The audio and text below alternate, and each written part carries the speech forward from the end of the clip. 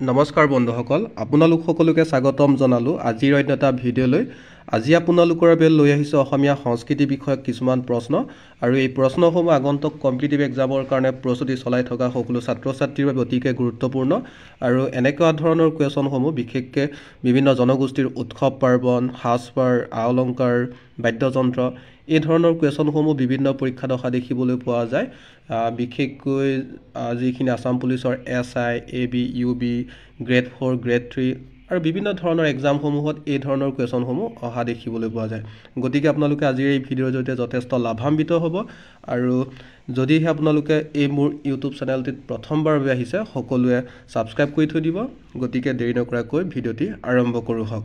আজিৰ প্ৰথম কুৱেশ্যনটো হ'ল উমফা পূজা কোন জনগোষ্ঠীয়ে পালন কৰে? অপশ্যন আছে আহোম, বড়ো, মিচিং আৰু তিৱা। ইয়াৰে শুদ্ধ উত্তৰ হৈছে অপশ্যন A অৰ্থাৎ আহোম। আহোমসকলে উমফা পূজা পালন কৰে। 2 নম্বৰ কুৱেশ্যনটো হ'ল কাৰ্বিসকলে মেখেলাক কি বুলি কয়? অপশ্যন আছে এগে, দখনা, পিনি আৰু ৰিবি গাছেং। ইয়াৰে শুদ্ধ উত্তৰ হ'ব অপশ্যন C অৰ্থাৎ পিনি। পিনি হৈছে কাৰ্বিসকলৰ মেখেলা আৰু এগে হৈছে মিচিংসকলে মেখেলাক এগে বুলি কয় আৰু ৰিবি গাছেং হৈছে মিচিংসকলৰ এক বস্ত্ৰ। 3 নম্বৰ কুৱেশ্যনটো হ'ল দখনা বা মেখেলা কাৰ বস্ত্ৰ? ইয়াৰে শুদ্ধ উত্তৰ আপোনালোকে নিশ্চয় গম পাইছে। ইয়াৰে অপশ্যন আছে কাৰ্বি, বড়ো, মিচিং আৰু আহোম। ইয়াৰে শুদ্ধ উত্তৰ হৈছে অপশ্যন B অৰ্থাৎ বড়ো। বড়োসকলে মেখেলাক দখনা বুলি কয়। 4 নম্বৰ কুৱেশ্যনটো হ'ল কাৰ্বিসকলৰ মৃতকৰ শ্ৰাদ্ধানুষ্ঠানটোৰ নাম কি? অপশ্যন আছে চমাংকান, উমফা, ফাৰকান্তি আৰু চকেৰয়। ইয়াৰে শুদ্ধ উত্তৰ হৈছে অপশ্যন A চমাংকান। কাৰ্বিসকলৰ মৃতকৰ শ্ৰাদ্ধানুষ্ঠানটোৰ নাম হৈছে চমাংকান। 5 নম্বৰ কুৱেশ্যনটো হ'ল নৰাচিগা বিহু বুলি কোনটো উৎসৱক জনা যায়? অপশ্যন আছে আলি আই লৃগাং, পৰাগ, দবুৰ আৰু চমাংকান। ইয়াৰ শুদ্ধ উত্তৰ আপোনালোকে নিশ্চয় গম পাইছে। ইয়াৰে শুদ্ধ উত্তৰ হৈছে অপশ্যন B অৰ্থাৎ পৰাগ। আৰু এয়া হৈছে মিচিংসকলৰ কৃষিভিত্তিক উৎসৱ। 6 নম্বৰ কুৱেশ্যনটো হ'ল আলি আই লৃগাং কেতিয়া পালন কৰা হয়?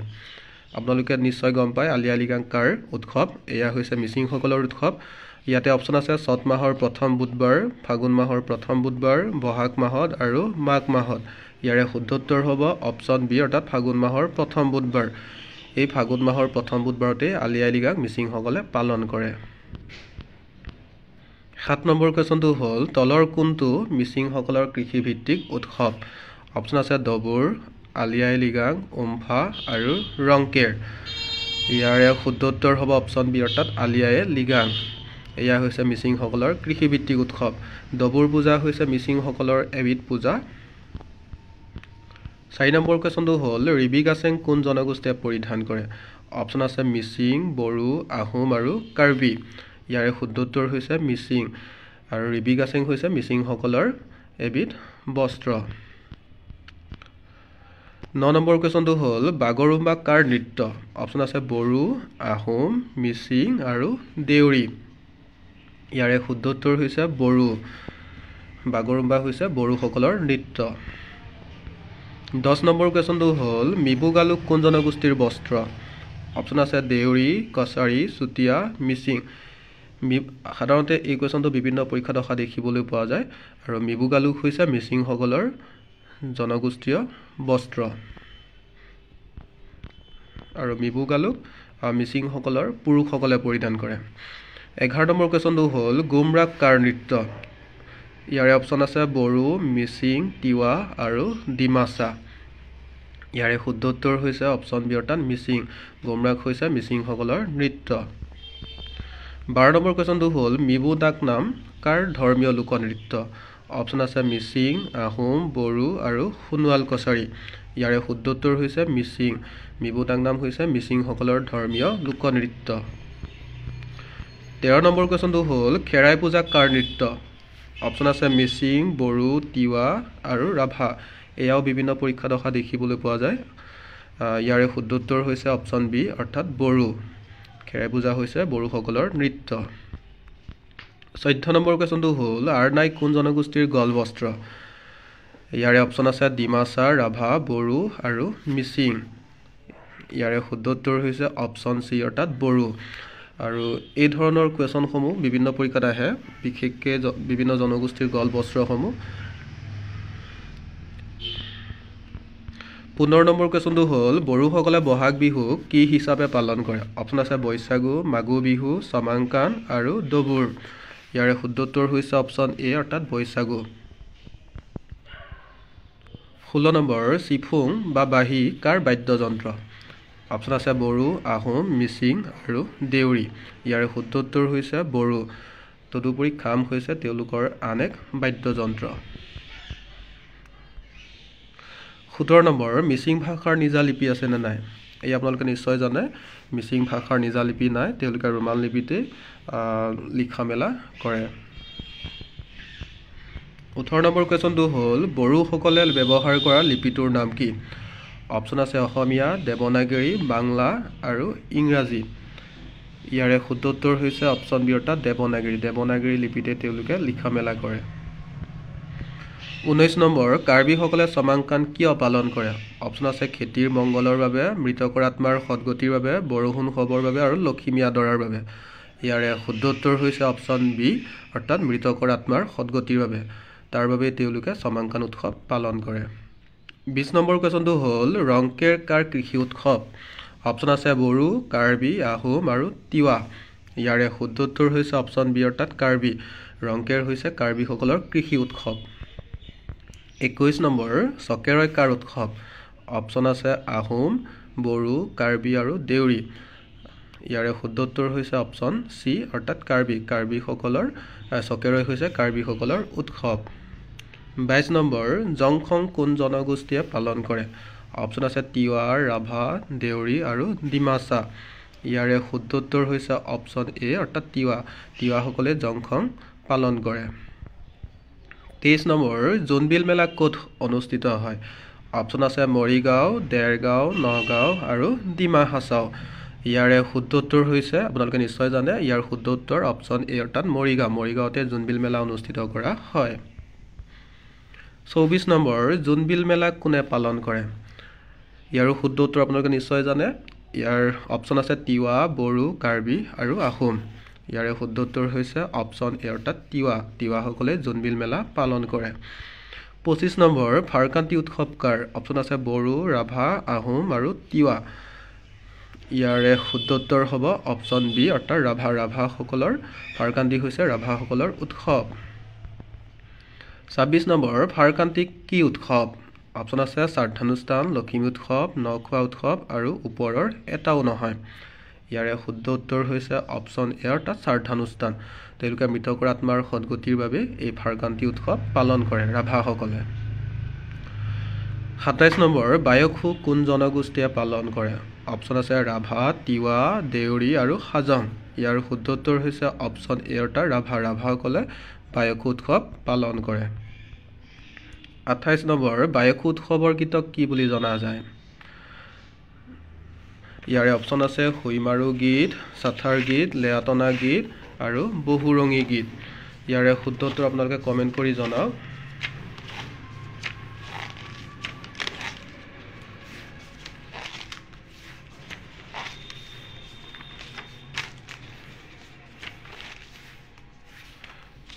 ইয়াৰে শুদ্ধ উত্তৰ হৈছে বায়খু উৎসৱ। ইয়াৰে শুদ্ধ উত্তৰ হৈছে চাথাৰ গীত, অপশ্যন বি। 29 নম্বৰ ৰিফান বা মেখেলা কোন জনগোষ্ঠীয়ে পৰিধান কৰে? অপশ্যন আছে ৰাভা, তিৱা, দেউৰী আৰু চুতীয়া। ইয়াৰে শুদ্ধ উত্তৰ হৈছে অপশ্যন এ অৰ্থাৎ ৰাভা। ৰাভাসকলে মেখেলাক ৰিফান বুলি কয়। 30 নম্বৰ ডিমাছাসকলে মেখেলাক কি বুলি কয়? অপশ্যন আছে ৰিজাম্পাইন, ৰিচা, ৰিকাউচা আৰু ৰিগু। ইয়াৰে শুদ্ধ উত্তৰ হৈছে অপশ্যন ডি অৰ্থাৎ ৰিগু। তেওঁলোকে মেখেলাক ৰিগু বুলি কয়। 31 নম্বৰ মাইহাং কোন ভাষাৰ শব্দ?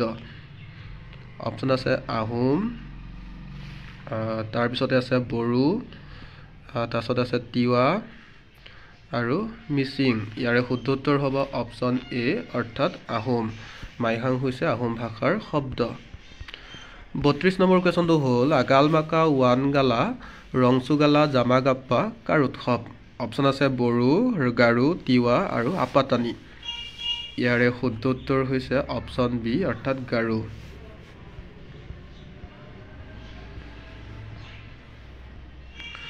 34 নম্বৰ বহুৱা নৃত্য কোন জনগোষ্ঠীৰ নৃত্য অপশ্যন আছে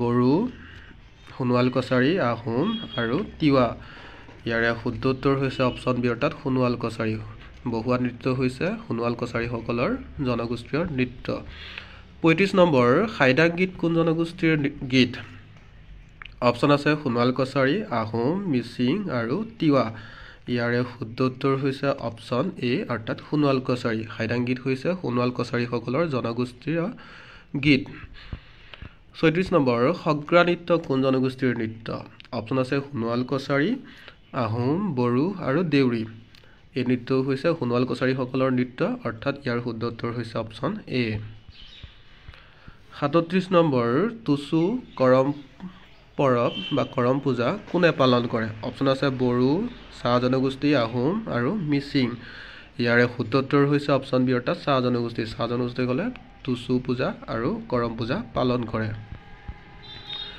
38 নম্বৰ পইচাংকেন কোন জনগোষ্ঠীয়ে পালন কৰে ইয়াৰে অপশ্যন আছে খামতি আহোম বড়ো আৰু দেউৰী ইয়াৰে শুদ্ধ উত্তৰ হৈছে অপশ্যন এ অৰ্থাৎ খামতি 39 নম্বৰ মেডাম মেফি কোন জনগোষ্ঠীয়ে পালন কৰে অপশ্যন আছে আহোম বড়ো মিচিং আৰু তিৱা ইয়াৰে শুদ্ধ উত্তৰ হৈছে অপশ্যন এ অৰ্থাৎ আহোম মেডাম মেফি আহোম জনগোষ্ঠীয়ে পালন কৰে 40 নম্বৰ টিজ তিহাৰ বাৰুণী কোন জনগোষ্ঠীয়ে পালন কৰে অপশ্যন আছে নেপালী আহোম তিৱা আৰু দেউৰী ইয়াৰে শুদ্ধ উত্তৰ হ'ব অপশ্যন এ অৰ্থাৎ নেপালীসকলে টিজ তিহাৰ বাৰুণী আদি পালন কৰে 41 নম্বৰ তলৰ কোন জনগোষ্ঠীয়ে অসম আৰু অৰুণাচল দুয়ো ৰাজ্যত বসবাস কৰি আছে অপশ্যন আছে মিচিং তিৱা ডিমাচা আৰু কাৰ্বি ইয়াৰে শুদ্ধ উত্তৰ হৈছে অপশ্যন এ অৰ্থাৎ মিচিংসকল অসম আৰু অৰুণাচল প্ৰদেশতে বসবাস কৰা দেখিবলৈ পোৱা যায় 42 নম্বৰ মপিন উৎসৱ অৰুণাচলৰ কোন জনগোষ্ঠীয়ে পালন কৰে অপশ্যন আছে চিংফৌ আপাতানি আদি বা আবৰ টাংচা ইয়াৰে শুদ্ধ উত্তৰ হৈছে অপশ্যন চি অৰ্থাৎ আদি বা আবৰ 43 নম্বৰ ডিমাচাসকলে বিহু কি হিচাপে পালন কৰে অপশ্যন আছে বিচু বিহু বৈশাগু আৰু আলি আই লৃগাং ইয়াৰে শুদ্ধ উত্তৰ হৈছে অপশ্যন এ অৰ্থাৎ বিচু ডিমাচাসকলে বিহুক বিচু হিচাপে পালন কৰে বৈশাগু হৈছে বড়োসকলে বিহুক বহাগ বিহুক বৈশাগু হিচাপে পালন কৰে 44 নম্বৰ ডবুৰ কোন জনগোষ্ঠীয়ে পালন কৰে অপশ্যন আছে আহোম মিচিং বড়ো আৰু ৰাভা ইয়াৰে শুদ্ধ উত্তৰ হৈছে অপশ্যন বি অৰ্থাৎ মিচিং 45 নম্বৰ বাথৌ পূজা কোন জনগোষ্ঠীৰ পূজা অপশ্যন আছে আহোম বড়ো দেউৰী আৰু তিৱা ইয়াৰে শুদ্ধ উত্তৰ হৈছে অপশ্যন এ অৰ্থাৎ আহোম ক্ষমা কৰিব আহোম নহয় বড়োসকলে এই বাথৌ পূজা পালন কৰে 46 নম্বৰ ফুৰালুং কোন জনগোষ্ঠীৰ উৎসৱ অনুষ্ঠান অপশ্যন আছে আহোম বড়ো মিচিং আৰু ৰাভা ইয়াৰে শুদ্ধ উত্তৰ হৈছে অপশ্যন এ অৰ্থাৎ আহোমসকলে ফুৰালুং উৎসৱ পালন কৰে 47 নম্বৰ বাৰে চহৰীয়া ভাওনা ক'ত অনুষ্ঠিত হয় অপশ্যন আছে দেৰগাঁও জামুগুৰিহাট লখিমপুৰ আৰু যোৰহাট ইয়াৰে শুদ্ধ উত্তৰ হ'ব অপশ্যন বি অৰ্থাৎ জামুগুৰিহাট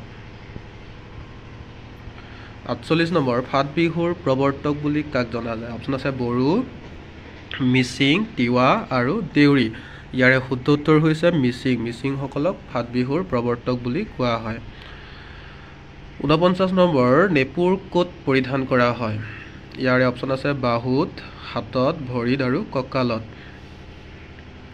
ইয়াৰে শুদ্ধ উত্তৰ হ'ব অপশ্যন চি অৰ্থাৎ ভৰিত নেপুৰ পৰিধান কৰা হয়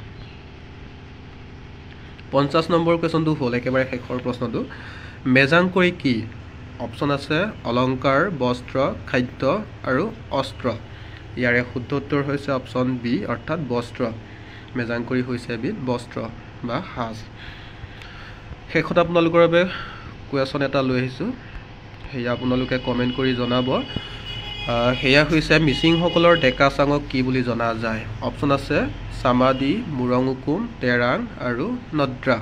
ইয়াৰে শুদ্ধটো আপোনালোকে কমেণ্ট কৰি জনাওক কোনটো হ'ব। শেষত আপোনালোক সকলোলৈকে অশেষ ধন্যবাদ ভিডিঅ'টি শেষলৈকে চোৱাৰ বাবে। আৰু যিসকলে মোৰ ইউটিউব চেনেলটিত প্ৰথমবাৰ আহিছে সকলোৱে ছাবস্ক্ৰাইব কৰি থৈ দিব আৰু আজিৰ ভিডিঅ'টি নিজৰ বন্ধু বান্ধৱীৰ সৈতে শ্বেয়াৰ কৰি দিব যাতে সকলোৱে এই কুৱেশ্যনসমূহ লাভ কৰিব পাৰে। শেষত আপোনালোক সকলোলৈকে পুনৰ ধন্যবাদ। জয় আই অসম।